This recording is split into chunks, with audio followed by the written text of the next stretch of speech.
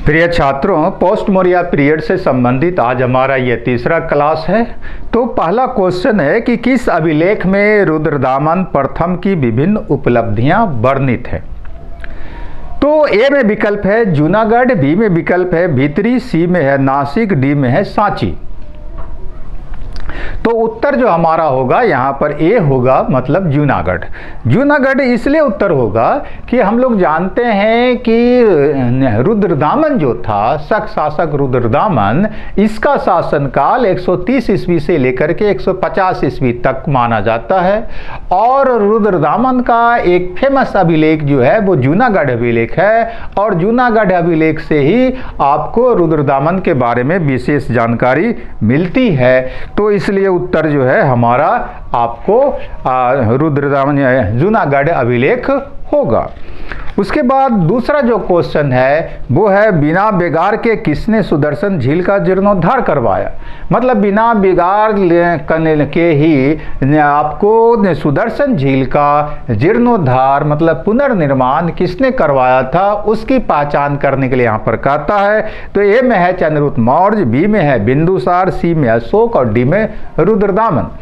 तो शक शासक जो रुद्रदामन था, तो उससे संबंधित हम लोग जानते हैं कि जूनागढ़ अभिलेख मिला है, और जूनागढ़ अभिलेख से ही आपको रुद्रदामन के बारे में विशेष जानकारी मिल जाती है। इसी में यह जानकारी मिलता है कि रुद्रदामन ने अपने राज्यपाल के माध्यम से सुदर्शन झील का बिना बिगाड़ के ही पुनर्निर्माण करवाया था।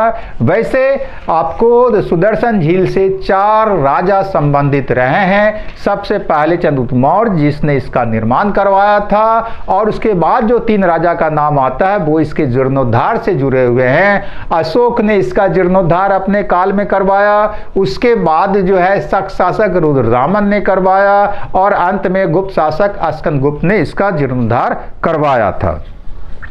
अगला क्वेश्चन है कि प्राचीन भारत में निम्न में से किस एक ने नियमित रूप से सोने के सिक्के चलाए। तो कहता है प्राचीन काल में भारत में रेगुलर रूप से सोने का सिक्का किसने चलाया। यहाँ पर यह नहीं पूछ रहा है कि सबसे पहले किसने चलाया, यहाँ पर कहता है रेगुलर रूप से किसने चलाया, इसलिए कंफ्यूजन नहीं कीजिएगा। तो क्वेश्चन को आप लोग ठीक से पढ़ेंगे। ए में विकल्प है सातवाहन, बी में विकल्प है शक, सी में विकल्प है कुषाण और डी में है पार्थियन। उत्तर जो होगा वो कुषाण होगा। तो अब ऐसा हम लोग क्यों कहते हैं, तो हम लोग जानते हैं कि भारत में सोने का सिक्का सबसे पहले हिंद यवन शासकों ने चलाया था, लेकिन रेगुलर रूप में किसने सोने का सिक्का चलाया, तो वो कुषाण शासकों ने भारत में आपको रेगुलर रूप से नियमित रूप से सोने का सिक्का चलाया, और सर्वाधिक शुद्ध मात्रा में सोने का सिक्का चलाया, 124 ग्रेन का सिक्का चलाया था। और सोने के अतिरिक्त कुषाण शासकों ने सबसे ज्यादा तांबे का भी सिक्का भारत में चलाया था। अगला जो क्वेश्चन होता है, बुद्ध का किसके सिक्कों पर अंकन हुआ है। मतलब गौतम बुद्ध का चित्र किस शासक के द्वारा जारी किए गए सिक्कों पर अंकित है, इसकी पहचान करने के लिए कहता है। ए में है भीम कैडफिसेज, बी में है कनिष्क, सी में नहपान और डी में बुद्धगुप्त। तो जो है बुद्ध के चित्र का जो अंकन हुआ है वह कनिष्क के द्वारा जारी किए गए सिक्कों पर हुआ है, इसलिए उत्तर बी कनिष्क होगा।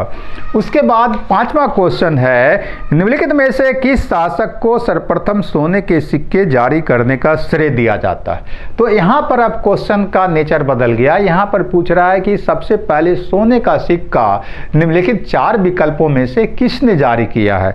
तो ए में है कुजुल कैडफिसेज, बी में भीम कैडफिसेज, सी में कनिष्क प्रथम और डी में हुबिस्क।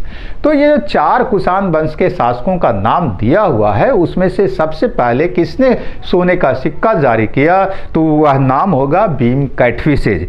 भीम कैडफिसेज ने सोने का सिक्का सबसे पहले कुषाण काल में जारी किया था, और यह कुषाण शक्ति का वास्तविक संस्थापक भारत में माना जाता है। अब उसके बाद छठा क्वेश्चन है, शक संवत कब प्रारंभ किया गया। तो शक कैलेंडर भारत में कब से शुरू हुआ, यह कन जो है सो पूछता है। ए में विकल्प है 58 ईस्वी, बी में विकल्प है 78 ईस्वी, सी में विकल्प है 320 ईस्वी, और डी में विकल्प है 606 ईस्वी। तो उत्तर जो हमारा होगा वो बी होगा, 78 ईस्वी। तो 78 ईस्वी इसलिए उत्तर होगा कि कुषाण वंश के जो प्रसिद्ध शासक कनिष्क हुए उनका राज्यारोहण 78 ईस्वी माना जाता है, और उसका जो ये राज्यारोहण का वर्ष 78 ईस्वी है, यहीं से माना जाता है कि भारत में शक संवत की शुरुआत हुई। अब उसके बाद अगला क्वेश्चन है 7वां, वो है अश्वघोष किसका समकालीन था। तो अश्वघोष प्राचीन काल के प्रसिद्ध विद्वान और बौद्ध दार्शनिक थे। कहता है वह किसके काल में था। तो ए में विकल्प है अशोक, बी में चंद्रगुप्त द्वितीय, सी में कनिष्क और डी में हर्षवर्धन। उत्तर जो होगा कनिष्क होगा। कनिष्क के दरबार में हम लोग जानते हैं कि अनगिनत विद्वान रहते थे, जिसमें से कुछ प्रसिद्ध विद्वानों का नाम जो है वह है पार्श्व है, अश्वघोष है, वसुमित्र है। ये लोग बौद्ध दार्शनिक थे। इसके अलावा नागार्जुन जैसे प्रकांड विद्वान भी थे और चरक जैसे प्रसिद्ध चिकित्सक भी थे। उसके बाद 8वां जो क्वेश्चन होता है वो है पुष्यमित्र शुंग द्वारा 2 अश्वमेध यज्ञ किए जाने के बारे में जानकारी किस लेख से मिलती है। तो पुष्यमित्र शुंग ने जो 2 अश्वमेध यज्ञ किया था, कहता उसके बारे में जानकारी कहाँ से मिलती है, बताइए।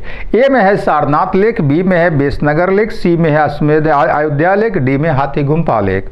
तो पुष्यमित्र शुंग जो कि शुंग वंश का संस्थापक था, उसके बारे में जानकारी का जो प्रमुख स्रोत है वो अयोध्या लेख है। उसी अयोध्या लेख से जानकारी मिलती है कि पुष्यमित्र शुंग ने 2 बार अश्वमेध यज्ञ किया था, और यह अश्वमेध यज्ञ किसके देखरेख में उसने किया था। तो पतंजलि ने के देखरेख में उसने अश्वमेध यज्ञ किया था। अगला जो क्वेश्चन है कि शुंग वंश के बाद किस वंश ने भारत पर राज किया। तो शुंग वंश के बाद किस वंश का भारत पर शासन हुआ, ये पूछ रहा है। ए में विकल्प है सातवाहन, बी में कुषाण, सी में कण्व और डी में गुप्त। तो शुंग वंश के बाद जो भारत पर शासन किया वह कण्व वंश था, इसलिए उत्तर यहाँ पर जो है सी होगा। और कैसे कण्व वंश का शासन हुआ, तो हम लोग जानते हैं कि शुंग वंश का अंतिम शासक देवभूति था, और देवभूति का ही एक मंत्री वासुदेव था। वासुदेव ने देवभूति की हत्या कर दी और 75 ईस्वी में कण्व वंश की नींव डाली, जिसका शासनकाल 30 ईस्वी तक चला था। अब उसके बाद अंतिम क्वेश्चन है कि मौर्यों के बाद दक्षिण भारत में सबसे प्रभावशाली राज्य था। तो मौर्य के बाद दक्षिण भारत में प्राचीन काल में किसका सबसे ज़्यादा प्रभावशाली राज्य कायम हुआ, उसकी पहचान करने के लिए कहता है। ए में कहता है सातवाहन, बी में कहता है पल्लव, सी में कहता है चोल और डी में कहता है चालुक्य। तो मौर्य के बाद अगर किसी एक शासक वंश का इस 4 विकल्पों में से सबसे ज़्यादा प्रभावशाली शासन कायम हुआ था तो वह था सातवाहन, मतलब ए। अब ये जो है 10 क्वेश्चन हमारा समाप्त होता है। थैंक यू, धन्यवाद।